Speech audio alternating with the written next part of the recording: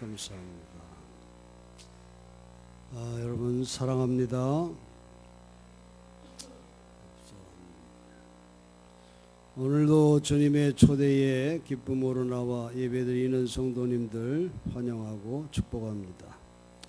주님의 은혜와 평강이 넘치기를 축원합니다. 오늘 본문 말씀을 보면서 예수를 만나는 길, 이런 제목을 가지고 여러분과 함께 은혜를 나눠보려고 합니다.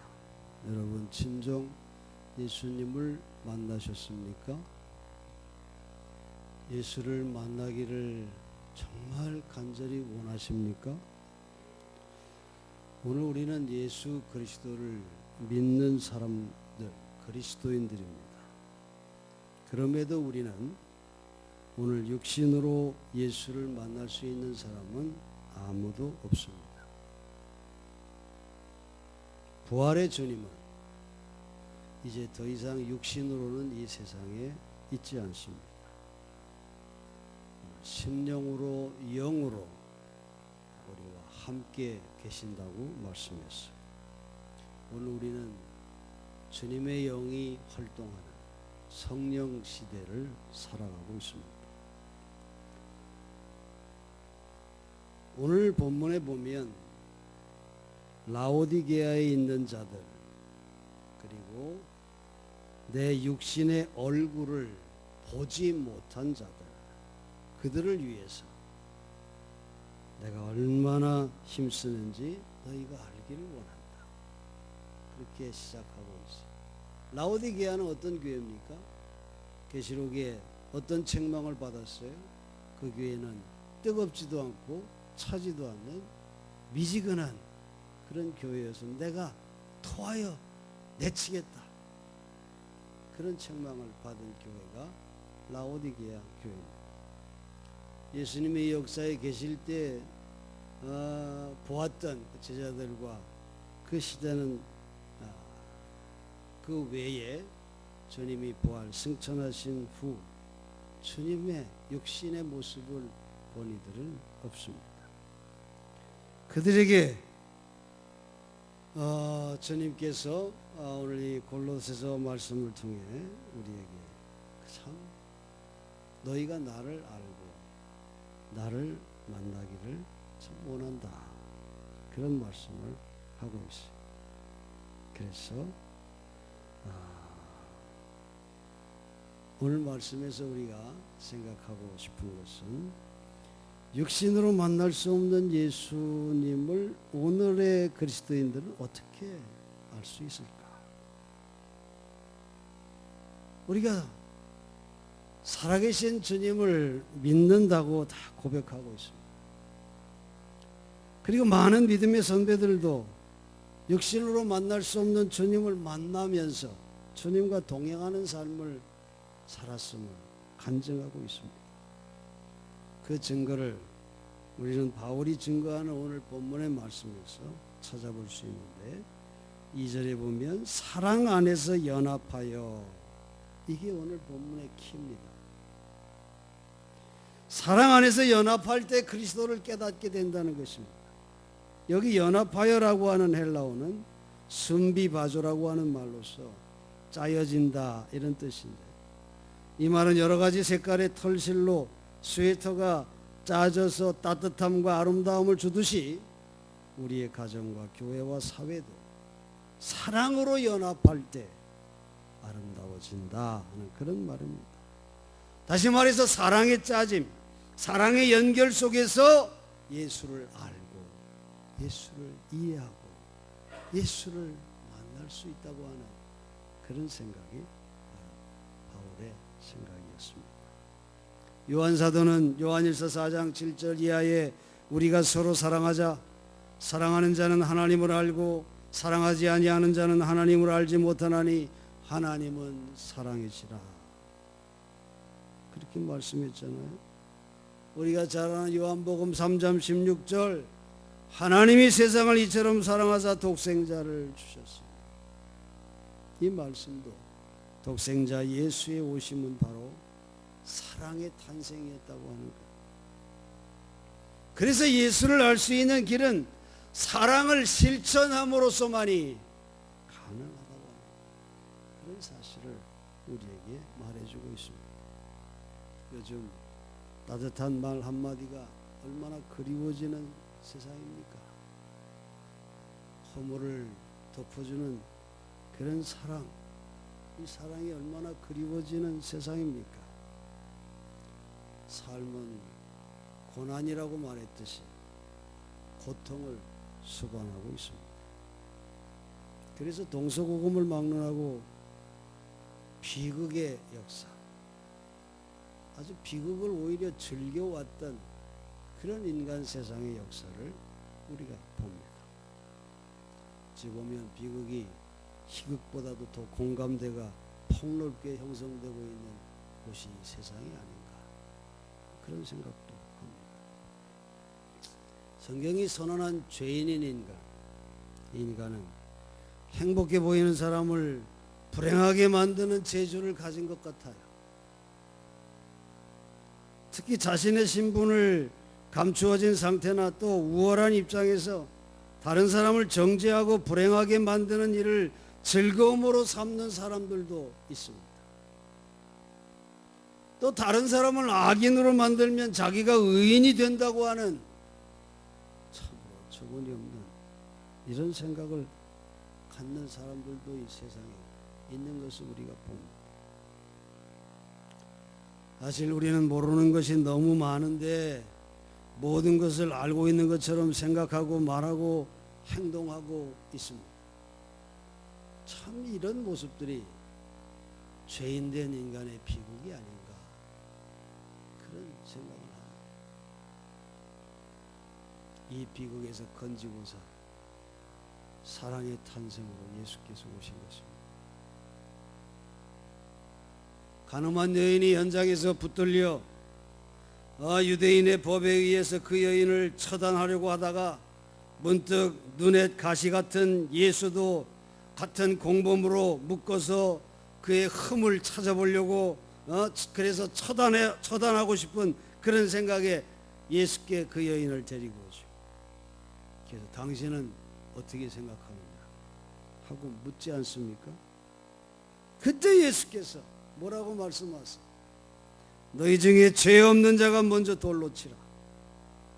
이 단 한마디 말씀으로 그 험악한 상황을 평정시키십니다. 그리고 예수님이 그 여인에게 말씀하시죠. 나도 너를 정죄하지 아니하노니 가서 다시는 죄를 범하지 마라. 그러면서 돌에 맞아 죽을 뻔한 그 여인을 살려주시고 집으로 돌려보내십니다. 여러분, 사랑은 결과에 대한 용서가 아니라 그 사람이 그렇게 할 수밖에 없었던 절박한 상황에 대한 연민으로부터 시작됩니다. 겉으로 드러난 결과를 가지고 사람을 판단하는 일 그건 쉽습니다. 그러나 드러나지 않는 동기나 상황을 알아차리거나 그것을 알려고 노력하는 일은 참 힘이 들기 때문에 교회가 말씀이 그렇게도 강조하고 있는 사랑의 실천, 사랑의 삶, 그게 참 쉬운 일이 아닌 것을 우리는 고백합니다. 그럼에도 불구하고 사랑이 우리 삶의 터전이 되도록 하기 위해서 우리는 기꺼이 사랑의 삶을 위해 희생하고 나를 내려놓고 봉사하고 어려운 십자가의 길을 가야 하는 것이 바로 우리 기독교의 진정한 신앙생활이라고 우리가 말하지 않을 수가 없습니다. 위대한 신학자인 헨리 뉴엔 박사가 하버드 대학 교수직을 사임하고 매사추세츠에 있는 작은 정신박약자 시설인 데이브레이크 학원의 직원으로 들어갔을 때 미국의 기독교와 그를 아는 전 세계인들이 큰 충격을 받은 적이 있습니다. 도저히 상식적으로는 생각할 수 없는 그런 일이었기 때문에 그래요. 아니, 세계적으로 가장 인기 있는 신학자가 그것도 하버드 교수의 많은 보수와 명예를 헌시짝처럼 버리고 정신박약자의 용변을 지도하고 행동을 교정하고 식사시키고 세수하고 또 옷 입히는 그런 훈련, 이런 그 구질구질하고도 고생스러운 일에 쥐꼬리만한 보수를 받고 봉사, 거기에 그 일에 종사하겠다고 하는 것에 세상은 물었어. 왜 그러냐? 왜 그런 멍청한 짓을 하고 있느냐? 아니, 위대한 신학자가 학생들을 가리켜서 훌륭한 목사와 학자들을 길러내는 것이 얼마나 중요한 일인데, 그게 얼마나 귀한 일인데 왜 하버드를 떠나 정신박약자 시설에 왜 가려고 하느냐? 그렇게 묻고 있는 거예요, 세상. 이 질문에 대해서 누엔 박사는 책 한 권을 썼어요. 그것은 바로 예수의 이름, In the name of Jesus, 이런 책을 썼어요. 여기서 이 누엔 박사는 예수를 정말 아는 길이 무엇인가? 그렇게 묻습니다. 그리고 나아가서 예수를 통하여 계시된 하나님을 아는 길이 무엇인가? 이렇게 묻습니다.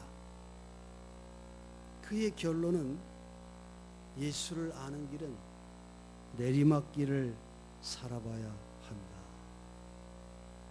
하는 것입니다. 진정한 사랑은 여기에서 실천됩니다.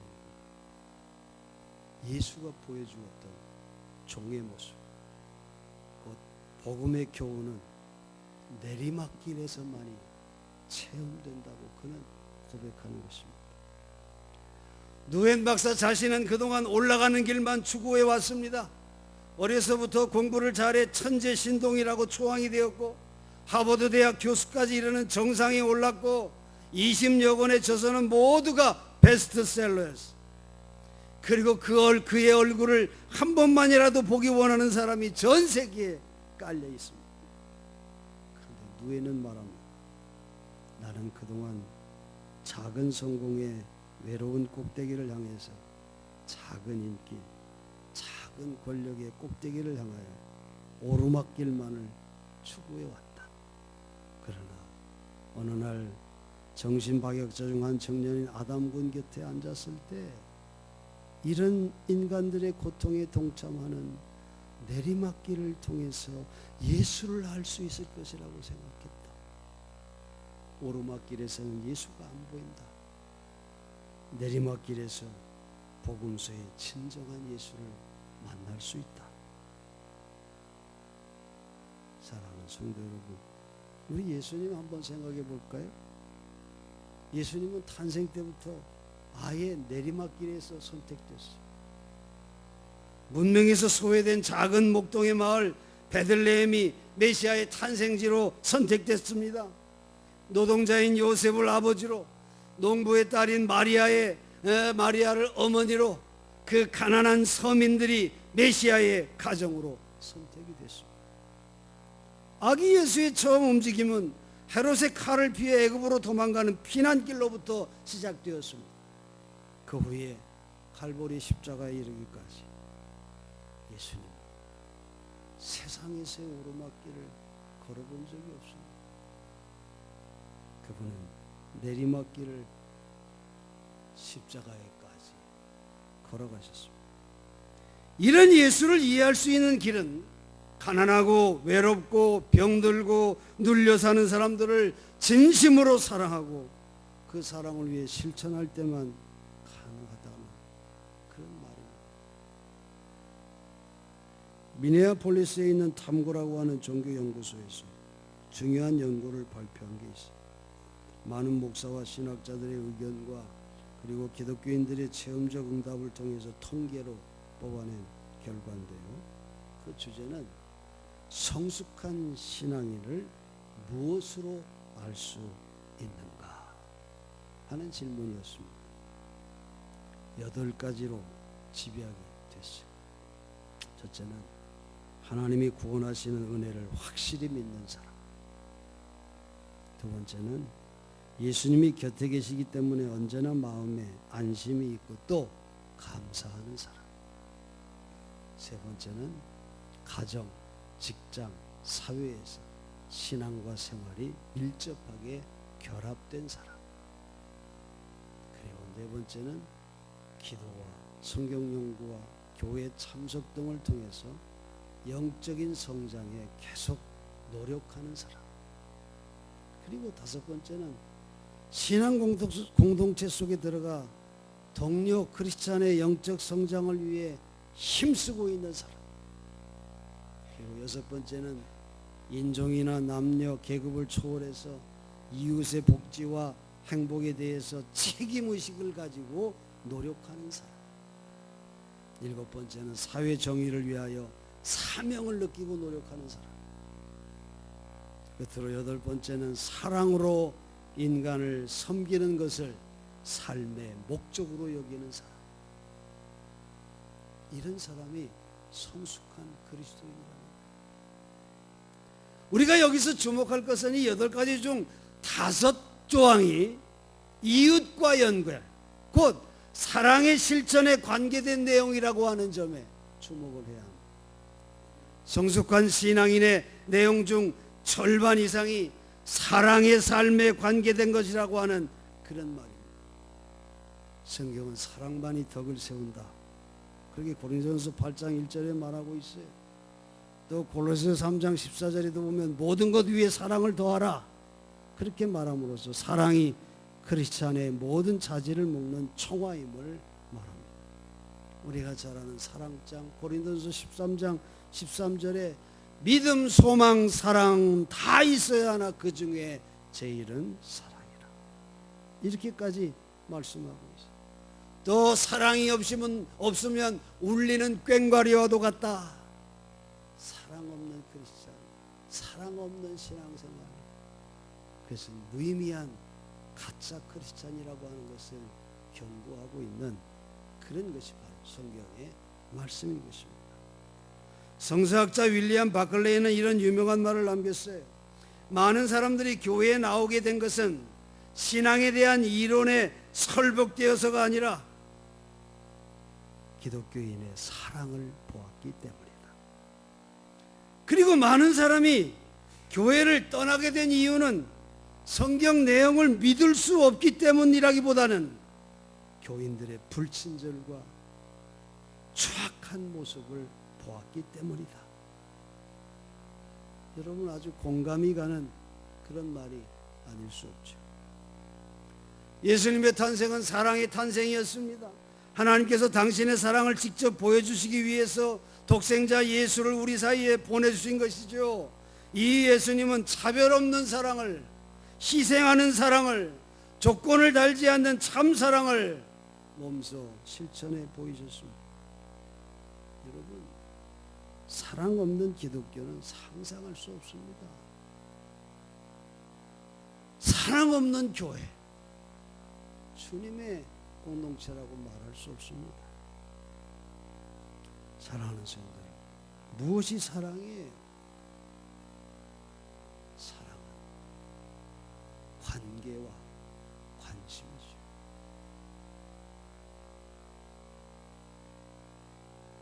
제가 어제 나문희 결혼식장에 가서 수색 장로교회 목사님과 얘기를 나누는데 이런 얘기를 했어요. 우리 교회는 작년 100명도 모이지 않는 작은 교회인데 우리 교회는 세 사람이 하면 너무 관심을 많이 갖는 교회라 그런 거 싫어하는 사람은 우리 교회 오기 어려울 거라. 이거 큰 교회 목사님, 자기는 그냥 성도들 누가 누군지도 잘 모른다는 거예요. 전혀 관계와 관심을 갖고 나누지 않고 왔다 가는 그런 이들도 참 많다고 하는 그런 얘기를 했어요.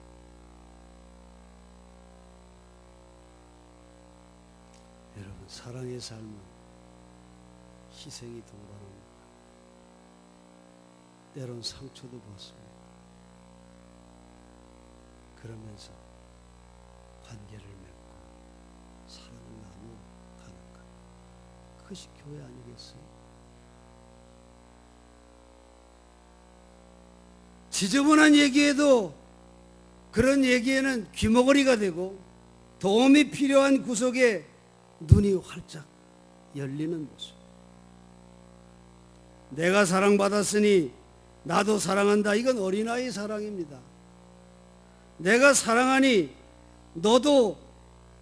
내가 사랑하니 나도 사랑받게 되었다. 어른의 사랑. 내게 필요하니 내가 필요하니까 너를 사랑한다? 그건 때 묻은 사랑입니다. 내가 사랑하니까 내가 필요해. 이게 참 맑은 참 사랑의 모습입니다. 사랑이 있으면 마음이 밝아집니다. 마음에 구름이 낀 것은 사랑이 없기 때문인 것이. 사랑이 있으면 그날이 밝아지게 되어 있습니다. 우울한 하루는 사랑이 없는 하루일 것입니다. 사랑이 있으면 잔잔한 평화가 있어요. 내 마음속에. 그리고 나와 너 사이에 파도가 넘실넘실 막 큰 파도가 치는 것은 사랑이 끊어졌기 때문입니다. 사랑은 또 날개와도 같아요. 지옥의 어두움에서 광명의 파라다이스로 옮겨주는 날개와도 같습니다. 화의 분화구에서 차원 높은 구름 위로 옮겨주는 것이 사랑. 여러분, 사랑이 있는 곳에 하나님이 계십니다. 깊이 사랑하는 사람, 그 사람은 늙지 않아요. 나이는 먹었어도 절대 늙지 않습니다. 모든 이에게 다 죽음이 찾아오긴 하지만은 사랑을 아는 것은 젊은 채로, 늙지 않고 젊은 채로 죽음을 맞이하는 것과 같은 것입니다. 여러분, 이 세상에서 가장 외로운 장소는 사랑이 빠진 마음 구석임을 우리가 알고 있지 않습니까? 사랑만이 나의 행동을 자발적으로 하게 하고 기쁜 마음으로 하게 만드는 것입니다. 그래서 사랑이 에너지라 그러죠. 또한 보람이 바로 거기에 있다고 하지 않습니까? 내가 저 사람을 사랑할 수 있다고 하는 말은 내가 이길 수 있다고 하는 뜻과도 같아요. 반대로 내가 저 사람을 사랑할 수 없다고 하는 것은 조만간 내가 지게 된다고 하는 뜻을 의미하는 것입니다. 사랑만이 해결의 길인 것이. 토론도 협상도 침묵도 결코 만족의 해결로 인도하지 못하는 것입니다. 여러분, 전쟁 보세요. 전쟁의 시작의 시는 증오심 아닙니까? 예수님은 미움을 살인과 같은 범죄에서 말씀하시지 않았어요? 미움은 쥐 한 마리를 잡기 위해서 창고 전체를 불태우는 것처럼 어리석고도 엄청난 파괴를 초래하는 것입니다. 미움에서 해방되는 것이 바로 사랑의 첫걸음이 된다고 하는 것을 기억해야 합니다. 전주 한 주간 제가 속초에서 내년도 목회계획 세미나를 참석하면서 제 마음에 계속 드는 생각은 하나님의 사랑을 나누는 길 표만 해놓고 늘 부족하구나, 늘 별로 한 게 없구나, 그런 회개가 밀려오고 그런 자책감이 밀려옵니다.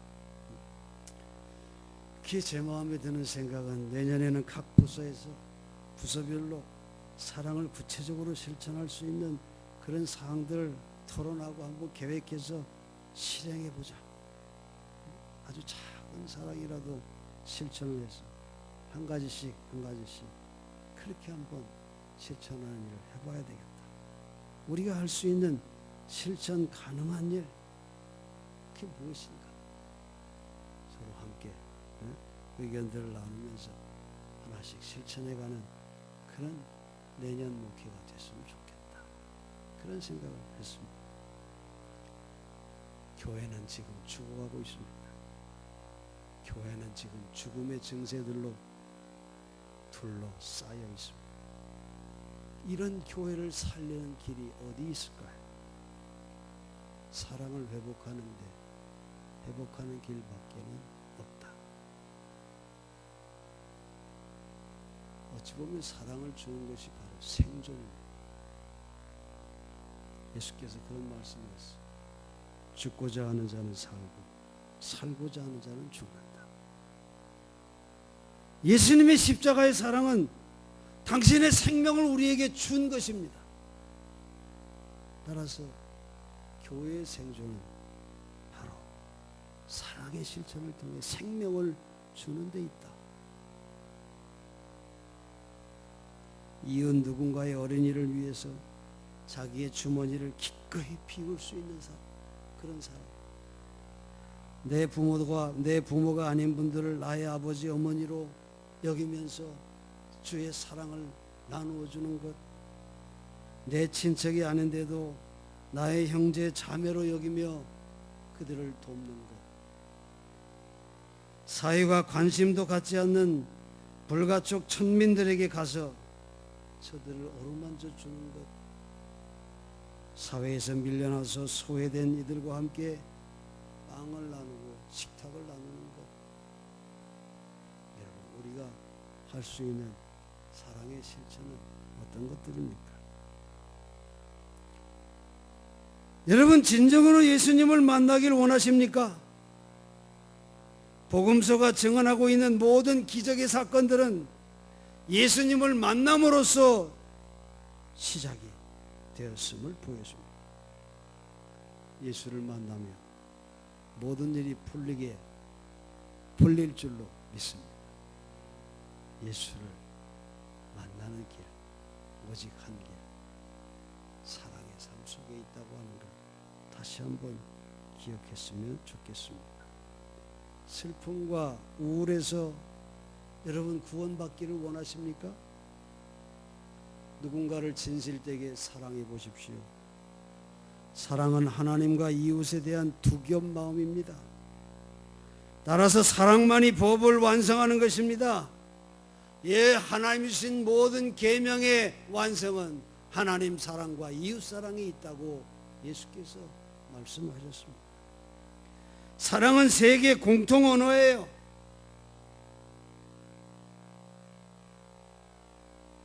여러분 사랑의 삶이 쉽습니까? 쉽지 않습니다. 목사인 저도 사랑의 삶을 산다는 일이 쉬운 일이 아니에요. 그걸 느끼고 있어요. 희생을 동반하지 않고서 내가 내리막길로 내려가는 결단을 하지 않고서 사랑의 실천이 그렇게 쉬운 것이 아닌 것을 알 수 있어요. 여러분 기독교의 신앙생활이 그냥 거저됩니까? 참 성숙한 신앙인이 되는 일이 그냥 되는 것입니까? 교회만 왔다 가고 왔다 가고 왔다 갔다고 해서 여러분 성숙한 신앙인이 됩니까? 아닙니다.